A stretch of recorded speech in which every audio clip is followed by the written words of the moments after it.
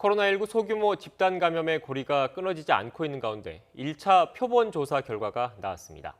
표본은 3천여 건이었는데 양성을 보인 검체는 단 한 건에 불과했습니다. 취재기자 연결합니다. 이승훈 기자. 네, 이승훈입니다. 네, 앞서 방역당국이 국내 코로나19 항체가 조사 중간 결과를 발표했는데 검체 3천여 건 가운데 한 건에서 양성이 확인됐다는 것 어떤 의미입니까? 방역당국은 지난 4월부터요, 약 2달에 걸쳐서 우리 국민의 혈청을 모아 코로나19 항체 검사를 진행해 왔습니다. 혈청은 지난 4월부터 6월까지 국민 건강영양조사에서 1,555건을 모았고요. 서울 서남권, 그러니까 구로, 양천, 관악 등 5개 구의 병원을 찾은 환자의 동의를 얻어서요, 확보한 1,500건, 합쳐서 3,055건이었는데요. 서남권에서 확보한 검체 가운데 딱 한 건에서 양성이 확인됐습니다. 조사 결과대로라면 걱정했던 숨어있는 환자가 매우 적었다는 뜻이기도 합니다. 다시 말해서 우리 사회에는 아직 코로나19에 대한 면역이 극히 낮을 가능성이 매우 높다는 겁니다. 따라서 우리나라는 집단 면역을 통한 코로나19에 대한 대응은 불가능한 상황처럼 보이고요.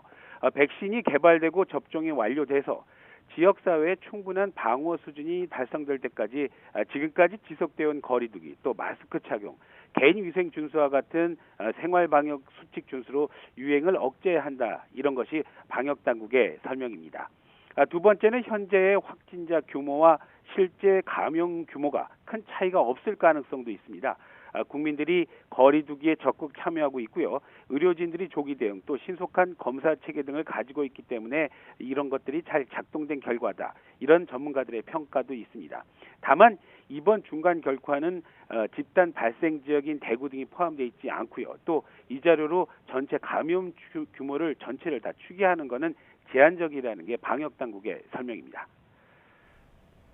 어제 하루 10명으로 신규 환자 발생은 전날보다 다소 줄었는데요. 발생 추이도 정리해 주시죠.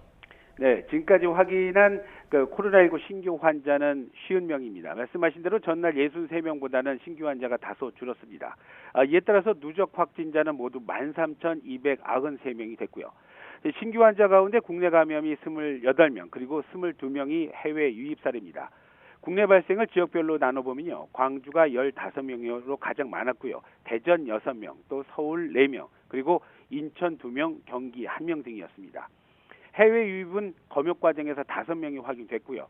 경기도에서 7명, 또 서울 4명, 경남 2명, 그리고 인천과 충남, 전북, 전남에서 각각 1명의 해외 유입 환자가 지역에서 확인이 됐습니다. 또 2명의 사망자가 있었고 49명이 격리돼서 현재 완치율은 90.4%를 보이고 있습니다.